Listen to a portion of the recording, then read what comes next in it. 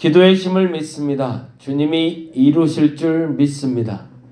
어렵고 힘들다라는 말 이제는 더 이상 하지 말게 하여 주시고, 어렵고 힘들어도 참겠다라는 말도 이제는 멈추게 하여 주옵소서. 할 수 있다라는 말과 이제는 할 수 있는 것들이 많다라는 말과, 그리고 해야 되는 일들을 잘 감당함으로 말미암아 일어나는 기쁨이 우리를 지배하게 하여 주옵소서. 걱정한다 해서 바뀔 일이 아니고 근심한다 해서 바뀔 일이 아니라면 굳이 걱정하고 근심할 필요 없습니다. 내려놓게 하여 주옵시고, 지금 내가 할 수 있는 최선만 감당하게 하여 주시옵소서. 그 일이 옳을 줄로 믿습니다. 작은 만남을 통해서 서로 간의 소소한 기쁨도 나누게 하여 주시고, 크고 원대한 일을 하지 못한다 할지라도 그 작은 일들을 통해서 주님의 기뻐하심을 보게 하여 주시옵소서. 오늘도 감사합니다. 고마우신 예수님 이름으로 기도드렸습니다. 아멘. 시브리서 10장에 있는 말씀 같이 봅니다. 시브리서 10장 1절에서 9절까지. 시브리서 10장 1절에서 9절에 있는 말씀 같이 보도록 하겠습니다. 바닥이 잘 안 마르네요. 그게 생각보다. 그래서 이게 큰일 났네. 이게 말라야 다음 일이 되는데, 목요일날 마감팀 들어오기로 했는데 그것 좀, 그게 기도해도 되나? 이런 건 기도해도 되나? 해야 되나? 그러니까 그거는 시간이 해결해 주는 건데, 그래서 그 시간까지도 하나님 하시려니까 어저께 갔더니 이게 몰캉몰캉, 예쁘게는 말라졌는데 몰캉몰캉해서 안 되겠더라고요. 그래서 오늘 좀 지나고 내일은 좀 낫지 않을까. 그래서 바닥 잘 말리고 그리고 공사 마무리 잘 할 수 있도록 기도 부탁드리겠습니다. 이제 이번 주가 막바지인데요. 그리고 오늘은 좀 짐 정리를 다시 한번 좀 하기로 했습니다. 잘 마무리할 수 있도록 기도 부탁드리겠습니다. 10장 1절에서 9절 말씀 같이 한 목소리로 읽도록 하겠습니다. 율법은 장차 올 좋은 일의 그림자일 뿐이요 참 형상이 아니므로 해마다 늘 드리는 같은 제사로는 나아오는 자들을 언제나 온전하게 할 수 없느니라. 그렇지 아니하면 섬기는 자들이 단번에 정결하게 되어 다시 죄를 깨닫는 일이 없으리니 어찌 제사 드리는 일을 그치지 아니하였으리요. 그러나 이 제사들에는 해마다 죄를 기억하게 하는 것이 있나니 이는 황소와 염소의 피가 능히 죄를 없애하지 못함이라. 그러므로 주께서 세상에 임하실 때에 이르시되 하나님이 제사와 예물을 원하지 아니하시고 오직 나를 위하여 한 몸을 예비하셨도다. 범죄와 속죄제는 기뻐하지 아니하시나니 이에 내가 말하기를 하나님이여 보시옵소서 두루마리 책에 나를 가리켜 기록된 것과 같이 하나님의 뜻을 행하러 왔나이다 하셨느니라. 위에 말씀하시기를 주께서는 제사와 예물과 번제와 속죄제는 원하지도 아니하고 기뻐하지도 아니하신다 하셨고 이는 다 율법을 따라 드리는 것이라. 그 후에 말씀하시기를 보시옵소서 내가 하나님의 뜻을 행하러 왔나이다 하셨으니 그 첫째 것을 폐하심은 둘째 것을 세우려 하심이라. 아멘. 9절에는 이 두 가지 구절을 기억하고 꼭 위에 것도 같이 좀 봤으면 좋겠는데요. 9절 말씀 먼저 볼까요? 그 후에 말씀하시기를 보시옵소서 내가 하나님의 뜻을 행하러 왔나이다. 하나님의 뜻을 행하러 왔나이다에 줄을 좀 쳐놓고요. 하나님의 뜻을 행하러 왔대요. 그 하나님의 뜻이 뭐냐? 거기에 대해서 이렇게 설명했습니다. 그 첫째 것을 폐하심은 둘째 것을 세우려 하심이라. 그러면 첫째 것은 완전히 폐기되고 둘째 것이 온전해지는 걸까요? 예, 시작점은 그렇습니다. 시작은. 근데 결과까지도 그렇지는 않다라는 게 오늘 하고 싶은 얘기입니다. 첫째 것이 완전하지 않기 때문에 완전한 것을 만들기 위해서 첫째 것이 잠시 패해진 겁니다. 그리고 둘째 것이 세워진 후에 첫째 것도 그 완전한 삶을 위해서 같이 동반해서 가야 되는 겁니다. 첫째 것은 폐기되고 둘째 것만 세워진 게 아니다라는 거죠. 그걸 다른 말로 조금 어려운 말로 율법 폐기론자라고 부르는데요. 그 성경에 이단들이 나오기 시작할 때 두 가지였어요. 예수님이 행하신 게 완전하지 않다까지 말하는 사람들도 있었어요. 그러니까 예수께서 단번에 제사를 드리듯이 우리를 위해서 구원하신 사건은 완전하지 않다. 그래서 또 하나가 있어야 된다. 그게 이제 이단들이었죠. 근데 반면에 또 다른 입장이 있었는데 예수님이 완벽하게 이루셨다.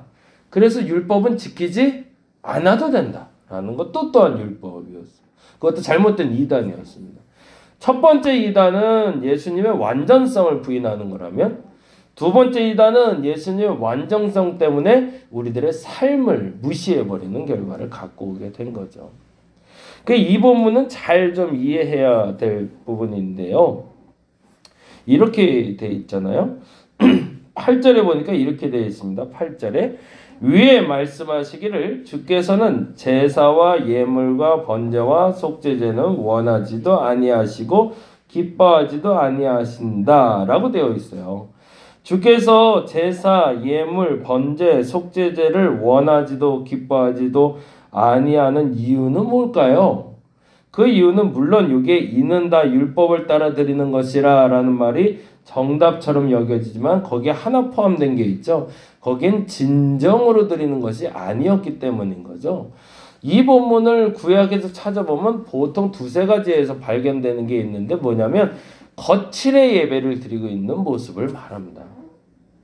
잘못된 예배, 잘못된 번제, 너희들의 예물을 내가 기뻐할 것 같냐? 너희들의 번제를, 너희들의 속죄제를 내가 받을 것 같냐라고 얘기하실 때 그 전후 과정을 보면 절름발이라는 표현, 참 잘못된 표현이긴 하지만 몸에 이상이 있는 짐승을 가져다가 하나님께 예물로 드리고 잘못된 마음으로 드리는 예배에 대해서 나는 그거 안 받을래 라고 얘기하는 장면이 나옵니다.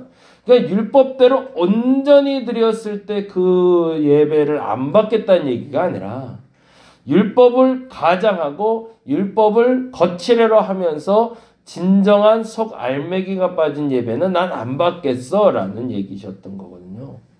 그 말인즉슨 율법대로 지키는 것도 효력이 있다라는 거죠. 효력이 아예 없다가 아니라. 그러면 율법으로 하는 것의 효력은 뭘까? 그게 이렇게 얘기하죠. 10장 1절입니다. 이제 10장 1절로 갈게요. 10장 1절 읽어봅니다.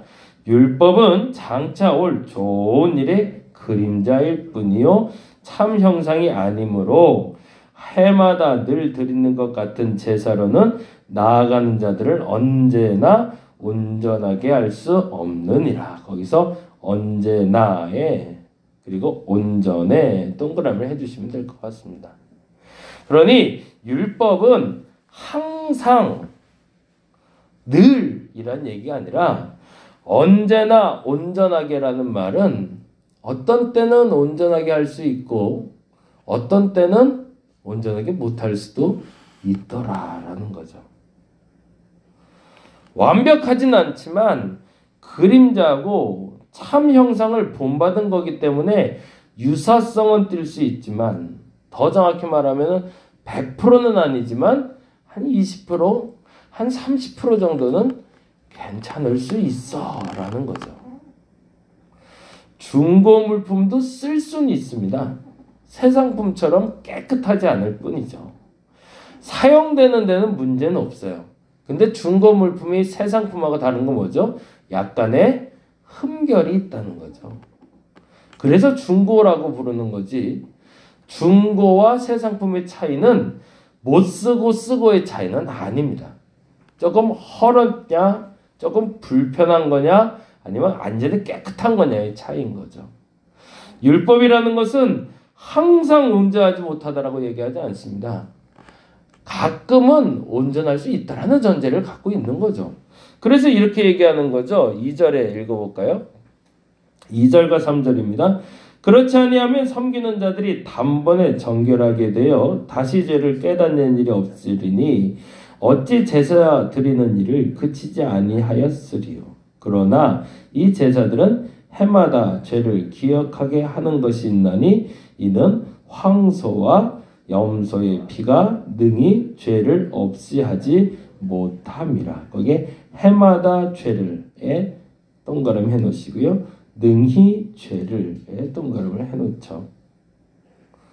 이게 결국에는 황소와 염소로 드리는 이 예배가 한시적인 죄사함은 가져오지만 영원한 죄사함은 가져올 수 없더라라는 거죠.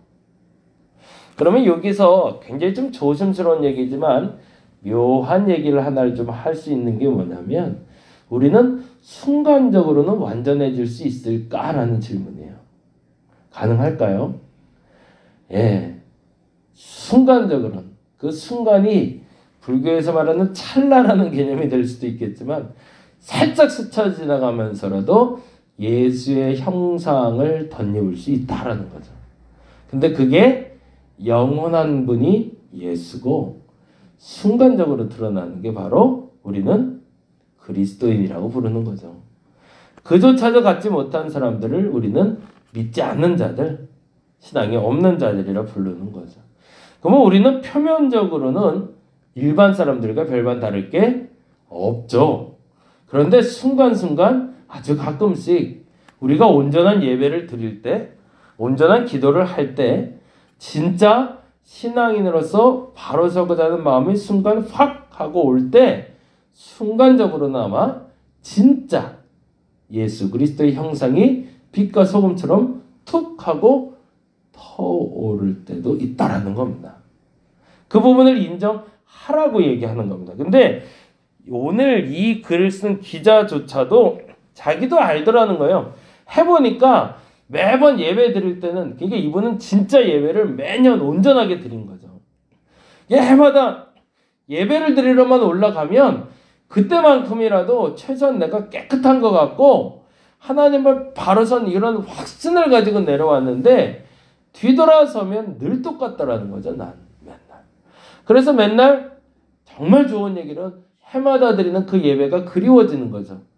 아유 그때 그 예배 시간 너무 좋았는데 그때처럼만 살면 너무 좋겠는데 그래서 매번 올라가긴 하는데 매번 반복해서 그것만 하고 있는 내가 너무너무 속상하더라는 거죠.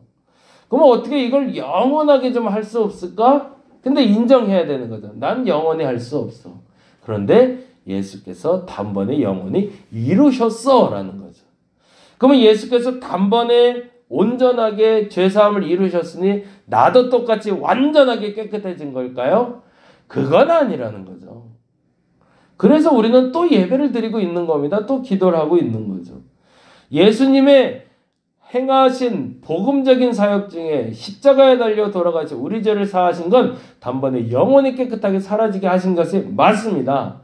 근데 그거에 대한 믿음이 자꾸 나는 흔들리니까 그거에 대한 행위가 또 흔들리고 있으니까 과거에 율법을 가졌을 때 번제와 속죄제와 감사제를 드렸던 것처럼 동일하게 나는 오늘도 예배하고 기도해야 되는 대상으로 살아가는 거죠. 그러면 처음으로 돌아가서 말씀을 드리면 그리스도께서 하신 일이 완전한가요? 완전하지 않나요? 우리는 믿음으로 고백할 수 있어야 됩니다.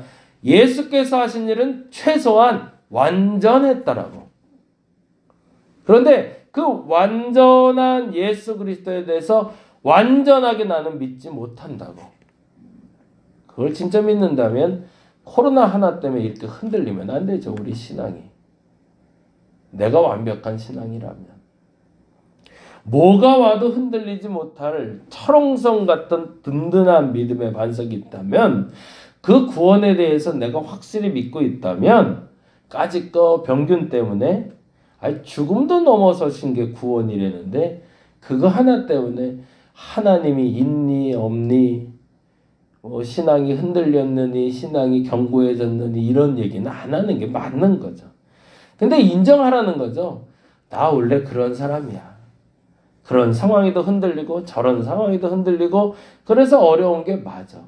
그러니 율법이 폐기된 게 아니라 그리스도께서는 완벽하게 온전하게 구원을 이루셨지만 그 구원에 다다르는 나는 불완전하기에 예전의 율법과는 똑같은 형태는 아니라 할지라도 그 구원을 이루기 위해서 사도 바울의 말대로 하면 날마다 죽는 연습을 하는 거죠.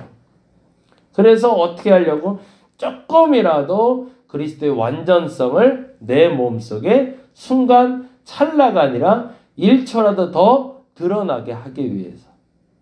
이 얘기가 조금 더 쉽게 표현이 되려면 우리가 성령 충만하게 기도할 때를 생각하면 되거든요. 이상하게요. 그때는요 별로 걱정도 안 돼요. 뭐 이상하게 아무것도 해결된 건 없는데 아무것도 달라진 건 없는데 내 마음은 아주 그 담대함이 너희로 말할 수가 없어요. 어떤 일이 벌어진 걸까요? 현상적으로 보자면 그 순간에 주님과 함께 온전하게 돼버린 거죠. 그 순간만큼은. 그러니 사도 베드로가 얘기한 것처럼 이곳이 너무 좋사오니 이곳에 초막셋을 짓대라고 말했던 것처럼 그 천상세계를 경험하는 것처럼 예수의 그 아름다운 구원의 역사가 내 마음속에 100% 임하면 지금의 근심은 반드시 사라질 거라는 믿음이 우리 안에 있어야 된다는 거죠. 아직도 흔들리는 믿음 그조차도 우리는 인정해야 됩니다. 그런데 한 가지 또 인정해야 될 게 있습니다. 진짜 신앙인에 대해서 내 마음에 그리스도의 그 아름다운 그 구원의 사역으로 가득 찬다면 오늘 내 안에 있는 이 근심도 사라질 줄로 믿습니다라고. 깨끗하게 사라지게 할 거라고 나는 믿는다고. 지금 걱정스럽다, 속상하다 말하는 그것조차도 나를 괴롭히지 못할 거라고 믿는 것이 가능하다고 고백할 수 있는 저와 여러분 되시기를 간절히 바랍니다. 2.5단계, 그래서 이제 대면 예배를 아예 정식으로 선포를 또 하더라고요. 아예 이제 대면 예배만 드려야 된다. 근데 누가 그거를 열심히 해놨는지 몰라도 잘 쪼개놔서 20명 이하의 온라인, 그러니까 음성을 녹음하던가 영상 촬영하는 사람과 성도까지 포함해서 20명까지가 지금 제약 조건인데, 이제 다음 주에 3단계 만약 선포가 되면 그때는 혼자 예배드리라고 그러더라고요. 목사 혼자 북치고 장구치고 다 해야 되는 상황이 돼요. 그때까지는 일단 이렇게 한번 해보려고 합니다. 그래서 그것도 정부가 말하는 원칙에 맞는 거니까. 그런데요, 그렇다고 한들 흔들리고 있다면 다시 한번 기도했으면 좋겠습니다. 예수는 완전하신 분이시고 완전한 사역을 이루신 분이니 내 믿음이 견고하게 해달라고. 이것 때문에 흔들리고 저것 때문에 흔들리지 마시고 진짜 하나님을 바라보는 온전함으로 견고하게 서 있는 저와 여러분 되시기를 간절히 바랍니다. 기도하겠습니다. 내 믿음이 도대체 어디에 붙어 있는지 못 찾을 때가 있습니다. 아무리 찾아도 내 믿음이 보이질 않습니다. 저기 땅 끝에 있나? 저기 구석에 숨겨 놓았을까? 어찌 이렇게 불안하고 걱정하는 믿음들이 많습니까? 불안해하지 말고 걱정하지 말게 하여 주시옵소서. 죽음도 넘어선 구원을 이루신 분이신데 하물며 우리의 지금의 작은 근심조차 해결하지 못하실까? 그 믿음을 가지고 기다리게 하시고 그 믿음을 가지고 기대하게 하여 주시옵소서. 생각외로 빨리 끝날 수도 있습니다. 코로나가 1년, 2년 더 갈 거라는 걱정도 우려도 많았는데 내년 초부터는 또 백신도 맞고 치료제도 맞는다고 합니다. 어찌 보면 내년 초에는 끝날 수도 있을 것 같습니다. 이러한 것 저러한 것 상관없습니다. 예수에 대한 분명한 믿음만 있다면 견고할 수 있습니다. 내게 그 견고함을, 그 어떤 상황에도 흔들리지 않는 견고함을 내게 허락하여 주시옵소서. 감사합니다. 고마우신 예수님 이름으로 기도드렸습니다. 아직 기도하고 들어가겠습니다.